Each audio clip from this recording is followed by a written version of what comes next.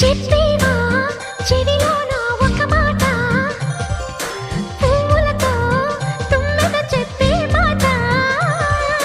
నీ చిరునవ్వు సాక్షిగా తాజ్ మహల్ నాదట, నీ పెదవంచు సాక్షిగా షాజహాను నేనట. నీ తీయని ప్రేమకి నా పెదవే నజరానా, నీ పైటకి నేనిక బానిసనే నెరజాడా.